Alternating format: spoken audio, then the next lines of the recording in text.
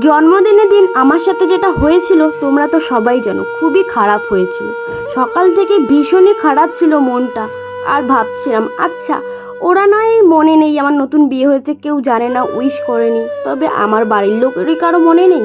আর এটা মনে হচ্ছিল ও আচ্ছা, আমাকে তো বিয়ে দিয়ে দিয়েছে, আমি তো পর হয়ে গেছি, আমি তো ওদের কেউ না, কেনই বা মনে রাখবে। মেয়েদের জীবনটাই এমন। এমনিতেই আমি একটা শায়ার, সবাই জানো, নানান ধরনের মনে পড়ছিল, এটা সেটা ভীষণ খারাপ লাগছিল। বিশ্বাস করবে না তোমরা, আমি এত পরিমাণে কান্নাকাটি করেছিলাম না, কারণ আমার প্রচুর খারাপ লাগছিল।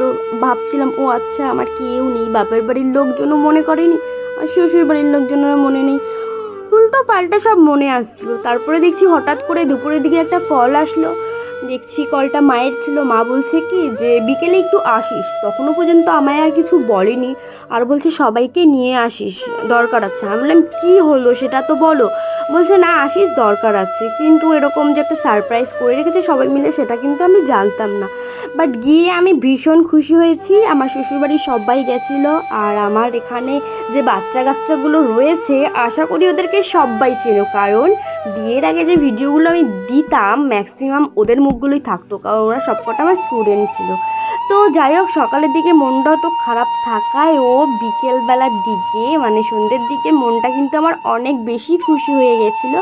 শুধু আমি না, আমার জায়গায় যে কোনো কেউ থাকলেই খুশি হয়ে যেত। আর সারপ্রাইজ ব্যাপারটা এমনই না, একটা লজেন্সও যদি কেউ দেয় না, দিয়ে বলে এই নাও তোমার গিফট, বিশ্বাস করো অনেক বেশি ভালো লাগে।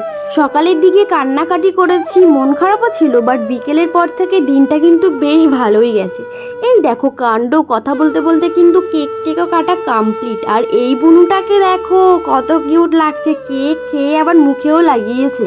এই দিকে দেখো বাচ্চারাও কিন্তু বেজায় খুশি খুশি হয়ে লাফালাফি সব করছে। আচ্ছা, শুধু লাফালাফি করলেই হবে না, খেতেও হবে। আর ওদেরকে খেতেও দিয়ে দিয়েছে। আর আজকে যেটা রান্না হয়েছে সেটা হচ্ছে বিরিয়ানি হয়েছে, চিকেন কষা হয়েছে, কেক ছিল, আর সাথে একটু মিষ্টি ছিল, বাস এনাফ। এত তাড়াতাড়ি করে হয় নাকি। আর মা বিরিয়ানি করেছিল, আর সাথে সাথে বর লেবারি দিচ্ছিল, বাট দারুণ হয়েছে বিরিয়ানিটা, একদম অসম ছিল। সবাই দেখে এদিকে খেতে বসে পড়েছে, আর আমার বর পরিবেশন করছে, কেক দিচ্ছে। পরিবেশন শুধু বর করেছে না, ভাইও করেছে, মাও করেছে, সবাই মিলেমিশে পরিবেশনটা। দিকে দেখো সবাই তো খেতে ব্যস্ত, কারণ বিরিয়ানিটা এতটা অসাম হয়েছিল না, কেউ কারোর দিকে তাকানোর সময় পাচ্ছিল না, খেতে সবাই মিলে ব্যস্ত ছিল। আর একটা সত্যি কথা শুনবে, এই ভিডিওটা যখন আমি এডিট করছিলাম না, আমার মনে হচ্ছিল কি আমি খেয়ে নিই। আমার প্রচুর পরিমাণে খেতে ইচ্ছে করছিল। সবাই খেতে এত পরিমাণের ব্যস্ত, কেউ একটু ক্যামেরার দিকে তাকাচ্ছে পর্যন্ত না।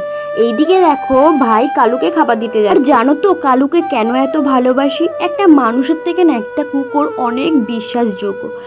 আর এর প্রমাণও আছে আমার কাছে, কারণ আমি বিয়ের আগে যখন টিউশন পড়তে যেতাম আর আসতে ধরো লেট হতো, শুধু টিউশন না যে কোনো জায়গায় ফিরতে যদি লেট হতো, ও একটা গাছের নিচে চুপ করে বসে থাকতো। আমি আসলে আমায় নিয়ে একেবারে